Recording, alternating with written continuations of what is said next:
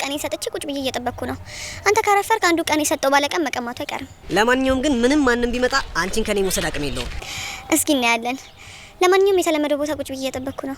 እሺ በቃ መጣሁልሽ።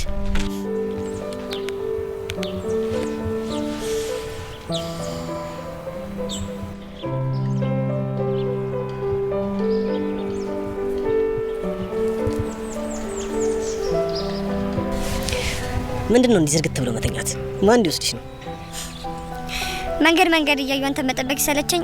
ፈጣሪ ከሰማይ እንዲወርድ እየጸለይኩ ነበር። እና ከሰማይ ወርድሽ? ከሰማይም ሆነ ከምድር ዋናው አጠገቤ መሆን ነው።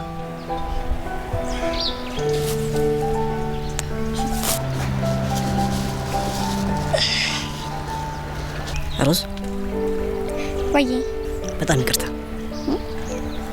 ለምን ነው ይቅርታ የምትጠይቀኝ? ዛሬ አንድ ጥሩ ያለውን ነገር አድርጌያለሁ። ምንድነው? ምን አድርገህ ነው ይቅርታ የምትጠይቀኝ? እስቲ ጉዴ ልስማ። ፍቅረኛ የለኝም አልኩኝ። ለዚህ ነው እንደ ይቅርታ የጠየቀኝ? አዎ። እንዲያውም በጣም ትልቅ ነገር ነው ያደረከው። ይሄን የሚያህል ጥፋት አጥፍተህማ በቀላሉ አንፋታም። ሮዝ እኔ እኮ እየቀለድኩኝ አይደለም። የቀለድሽ ነው? ቆይ ምን ችግር አለ? እኔንም እኮ ሲጠይቁኝ ፍቅረኛ የለኝም ነው የምላቸው። ግን ደግሞ ያ ጥፋት አይደለም። ሮዝ ወይ ሉሊ፣ ታውቂያለሽ አንቺን አግብቼ ከአንቺ ጋር እንደ ቤት እስከምኖር በጣም ሊጓጓሁት። አውቃለሁ፣ ግን የጊዜ ጉዳይ ነው እንጂ መሆኑ አይቀርም። ቢሆንም ግን በጣም ጓጉቻለሁ። ግን ደግሞ አላስችላለሁ።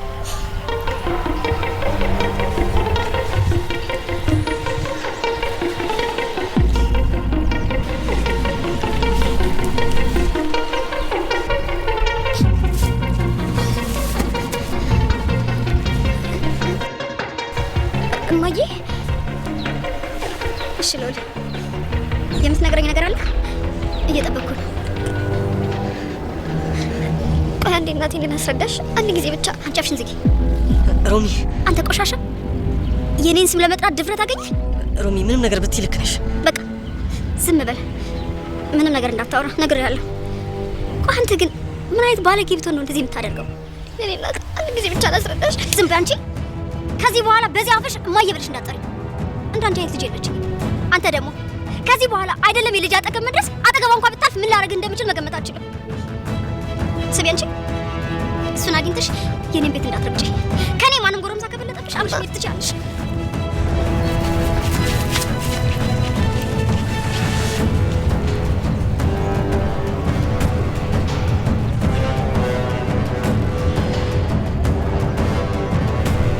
ሰላም ውድና የተወደዳችሁ ሹካ ማንኪያ ቤተሰቦች እንደምን አላችሁ? በያላችሁበት የዓለም ዳርቻ ሰላማችሁ በዘት ተረፍረፍ ይበል እያለ እንግዲህ በሹካና በማንኪያ የዘገበው ወደ እናንተ ይደርሳል። ሀሳቡን ጥንቅሩን ያጠናቀሩት ወይም የዘገቡት ሹካ ሲሆኑ ወደ እናንተ የሚያደርሱት ደግሞ ማንኪያ ናቸው ማለት ነው። እና በቅንነት ላይክ፣ ሼር፣ ሰብስክራይብ ማድረጋችሁንም አትርሱ እያለን እኛ ሹካ ማንኪያ ወደ አዲሱ ትኩስ ፍትፍት እንሄዳለን። እናንተ ሙሉ ቪዲዮውን ተከታተሉ። ሀሳብ አስተያየታችሁን በኮሜንት አስቀምጡልን። መስተካከል ያለበትን እናስተካክላለን። ቀጥሉ የምትሉን ደግሞ ያሻሻልን ጉዞ ወደፊት። እንግዲህ በፍላጎት ተከታታይ ድራማ በክፍል 5 እንዳየነው ሰብለ እጅግ በጣም መጥፎ ጓደኛ፣ አስመሳይ፣ እየሳቀች የምትገድል የወደደች መስላ የምትጠላ ገፍትራ ገደል የምትሰድ የጓደኛዋ እድገትና ለውጥ የማያስደስታት ክፉ አጋንንት የተጠናወታት ናትና እንግዲህ ምን አድርጋለች? በገንዘብ ተደልላ በገንዘብ አሳልፋ ለአቶ ሳሚ አሳልፋ ሽጣታለች ማለት ነው ሮዝን። እና የወይዘሮ ሮዝ የሮዝ እናት ወይዘሮ ሮሚ ሮዝን አሁን ላይ በምንም አይነት በተለይ ፍቅር የሚባል ነገር አጠገቡ እንዳደርስ ሁሌ ትመክራን ነበርና እንግዲህ ወይዘሮ ሰብለ እዛ ቤት ስትሄድ ሁሌ አንዳንድ ነገሮችን እያለች ሮሚ እንዲጠረጠር አድርጋታለች ማለት ነው። እና ምንድነው ሮዚ ሉሊን ልታገኝ እዚህ ጋር ቆይ ሰው ማገኘው ሰው አለ ብላ ከቤት በወጣችበት ሰዓት ነበር እንግዲህ ፍቅረኛ እንዳላት። ፍቅር ልብን ያስታል። ፍቅር ራስን እንዲህ ያረጋለ ከራስን እስከሚስቱ ስትል የምናሽ የምን ፍቅር ልጅ ፍቅረኛ አላት እንድትላት አይኔ ያለ ምንም ስትል ያፋ ላይ አንደበቷ ላይ ያስታውቅ ስለነበረ ልጅ ፍቅረኛ አላት ወይ ንገሪኝ ብላ ፈጣስ ትዛታው አላት ሉሊ እንደሆነና ያው እንግዲህ በቅርቡ እንደሆነ የጀመሩት ማስቆም እንደምትችል ነግራታለች። ግን እንዴት ምን እስከምትሆን ድረስ ጓደኛሽ እንደዚህ ስትሆን መጥፎ ቦታ ላይ ስትወርቅ እንደዚህ ምታያለሽ ብላ ሮሚ ተቆጥታለች። ግን ቢሆንም ሰብለ አስባበትና አቅዳበት ፕላን አድርጋ ያው ሳሚ ለሚሰጣት ገንዘብ ተደልላ እንግዲህ አሳልፋ ሸጣት። ከዛም ትሄዳ ደውላ ሳሚን ሰርፕራይዝ አለኝ እንግዲህ ሉሊና ሮዚ ይለያያሉ። ምክንያቱም የሚለያዩበትን መንገድ አቀናብሬ ወጥመዱን አጥምጄ ነው ወደ አንተ የመጣሁት ብላ በጧቱ አበስረዋለች። እናም እንግዲህ ባለፈው ዕለት ሉሊ ኪስ ውስጥ አቢቲ ባረገው የአንገት ሀብል የተነሳ የሀብታም ልጅ የሆነችው ደግሞ ቤዝ ወደ ጋራጁ መታ ነበርና ወደዛ ስትመጣ የሩት ወንድም እንደሆነ አቃ መተዋወቅም ደግሞ እንደምትፈልግ እንዳየችውም ደግሞ እንደወደደችው ያው ተናግራ ነበርና በባለፈው ባሁኑ ምንድነው ገና ሳይነጋ ወደ ጋራጁ ስትመጣ ሩትም ደግሞ መንገድ ላይ እየመጣች እያለ አብርሽ እንግዲህ ዘና እያለ መንገዱን እስክስታ እያለ ኤርፎኑን ጆሮ ላይ ሰክቶ እየጨፈረ ሲመጣ ስጠራው ሁሉ አይሰማም ነበርና ሉሊስ የት ነው ወዴት ናችሁ ተበታትናችኋል ዛሬ ምን ነው ብቻህን ምናምን ስትለው ሉሊ የሆነ ቃል ያመጣ ሄደ አቢቲም የሆነ ቦታ ሄዶ ነው እና ለዛ ነው ምናምን ብሏት ተላለፉ። ከዛም እንግዲህ መንገድ ላይ ምንድነው ተገናኙ ማለት ነው። ቤዝ መታ ቁርስ ልጋብዝህ ስትል ቁርስ ልትገለጋብዝህ ብላ ሉሊ እንግዲህ ያው ትናንት ይቅርታ ያረክልኝ አይመስለኝም ይቅርታ ካደረክልኝ ቁርስ ልጋብዝህ አይነት ነገር።